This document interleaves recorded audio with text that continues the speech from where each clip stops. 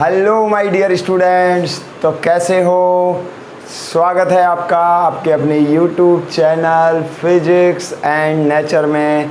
और मैं नरोत्तम सिंह फिर से हाजिर हूँ आपके सामने एक नए कंसेप्ट वीडियो के साथ। और इस वीडियो में हम बात करने जा रहे हैं न्यूक्लियर एनर्जी के बारे में। तो स्टार्ट करते हैं अपने इस वीडियो को और बात करते हैं न्यूक्लियर एनर्जी के बारे में। तो पहले मैं अपने बोर्ड को इरेज कर देता हूँ और फिर हम बात करेंगे न्यूक्लियर एनर्जी पर। आज का जो कंसेप्ट वीडियो है, आज का जो अपना कंसेप्ट से रिलेटेड जो वीडियो है वो काफ़ी इंटरेस्टिंग होने वाला है और काफ़ी अच्छे लेवल पर जाने वाला है। तो बने रहिएगा बिल्कुल लास्ट तक। आपको कुछ ऐसी और इंटरेस्टिंग बातें बताएंगे जो आपने कभी भी नहीं सुनी होंगी। तो बेटा आप बने रहिएगा बिल्कुल लास्ट तक और स्किप मत कीजिएगा। तो अब हम स्टार्ट करते हैं न्यूक्लियर एनर्जी। न्यूक्लियर एनर्जी के बारे में आप पढ़कर आ चुके होंगे या फिर शायद अभी तक नहीं पढ़े होंगे कि जो न्यूक्लियर एनर्जी है वो न्यूक्लियर रिएक्शंस में इमिट होती है। ये जो न्यूक्लियर एनर्जी होती है वो इमिट होती है कहाँ से? न्यूक्लियर रिएक्शन से। दो तरीके की अपने पास न्यूक्लियर रिएक्शंस होती हैं। एक तो होती है न्यूक्लियर फिजन और एक होती है न्यूक्लियर फ्यूजन। हम अभी तक अपने वीडियोज में पढ़कर आ चुके हैं कि ऐसे न्यूक्लियस जिनमें एटॉमिक नंबर 170 से कम होता है और मास नंबर 30 से ग्रेटर और 170 से कम होता है, ये मीडियम लेवल के न्यूक्लियस होते हैं।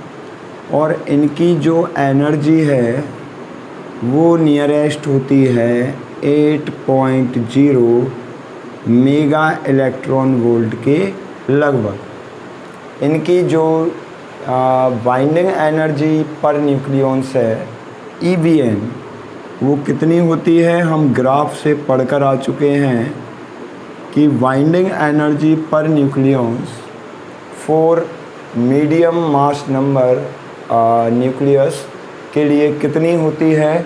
वो होती है 8.0 मेगा इलेक्ट्रॉन वोल्ट के करीब। अब ये जो होते हैं ये स्टेबल न्यूक्लियस होते हैं। ये इनकी स्टेबिलिटी मतलब कुछ ज़्यादा ही कुछ हाई होती है और ये हाईली बाउंडेड होते हैं, काफ़ी टाइटली बाउंडेड न्यूक्लियस होते हैं।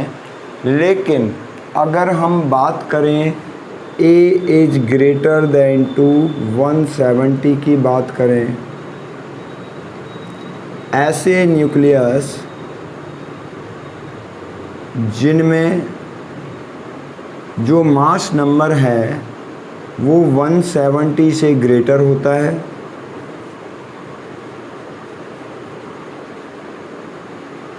उनको हम कहते हैं हैवी न्यूक्लियस।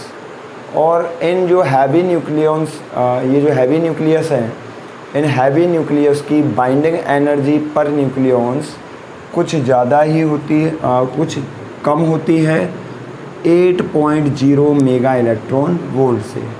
मतलब ये इनके जैसे हाईली बाउंडेड नहीं होते, हैवीली बाउंडेड नहीं होते, ठीक है।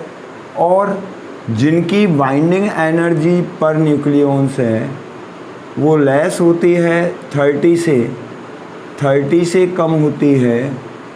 इनको हम बोलते हैं लाइटली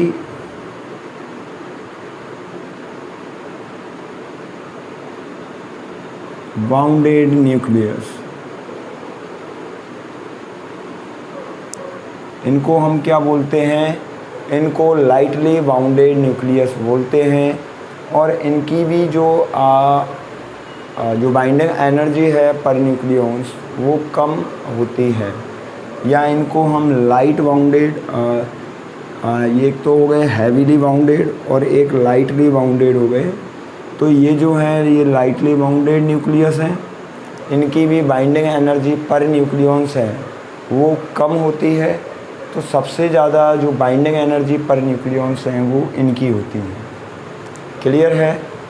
तो जो न्यूक्लियर एनर्जी है वो किस तरीके से इमिट होती है, वो न्यूक्लियर रिएक्शंस में इमिट होती है। उस एनर्जी को ही हम क्या बोलते हैं? न्यूक्लियर एनर्जी बोलते हैं।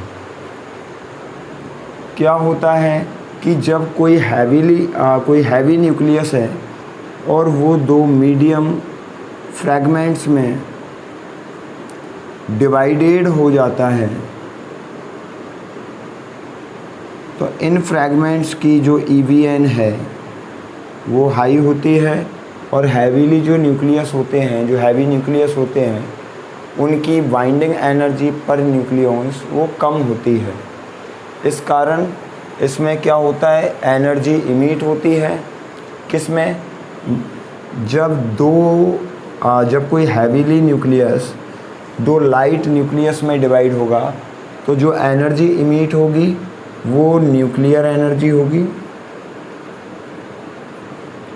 उसको ही हम कहते हैं न्यूक्लियर एनर्जी। क्लियर है? तो जब कोई हैवीली बाउंडेड न्यूक्लियस है, कोई हैवी न्यूक्लियस है, वो दो लाइट न्यूक्लियस में डिवाइड होगा, तो जो एनर्जी इमिट होगी वो एनर्जी कौन सी होगी? वो न्यूक्लियर एनर्जी होगी। और इसी तरीके से एक अदर रिएक्शन है। अदर रिएक्शन कौन सी है? उसको बोलते हैं हम फ्यूजन। फ्यूजन में कोई भी दो लाइट न्यूक्लियस हैं जिनका मास नंबर मान लो 10 से क्या है? लेस है, 10 से कम है जिनका मास नंबर, और ये एसोसिएट होकर, कंबाइंड होकर आपस में एक मीडियम लेवल का क्या बनाते हैं? न्यूक्लियस बनाते हैं। तो जो मीडियम जो न्यूक्लियस होता है उसकी बाइंडिंग एनर्जी पर न्यूक्लियस वो ज़्यादा होती है बजाय किसके? इन न्यूक्लियसों के। जो लाइटली बाउंडेड न्यूक्लियस होते हैं, जो लाइट न्यूक्लियस होते हैं, उनसे क्या होती है? कुछ ज़्यादा ही ग्रेटर होती है EVN की वैल्यू। इसलिए जब कोई भी दो लाइट न्यूक्लियस आपस में कंबाइंड होते हैं, आपस में एसोसिएट होते हैं, तो यहाँ भी फ्यूजन में भी क्या होता है कि जो एनर्जी है वो इमिट होती है। उस एनर्जी को हम कह देते हैं न्यूक्लियर एनर्जी। तो आपको अच्छे से समझ में आ गया होगा, मैं पहले भी बता चुका हूँ आपको कि जब भी कोई न्यूक्लियर रिएक्शंस होती हैं, उन न्यूक्लियर रिएक्शंस में जो एनर्जी इमिट होती है, जो एनर्जी जनरेट होती है, उस एनर्जी को ही हम न्यूक्लियर एनर्जी कह देते हैं। तो उम्मीद करता हूँ बेटा आपको न्यूक्लियर एनर्जी के बारे में अच्छे से पता लग गया होगा। अब हम आगे अपने नेक्स्ट जो टॉपिक है उसमें बात करेंगे न्यूक्लियर फिजन की।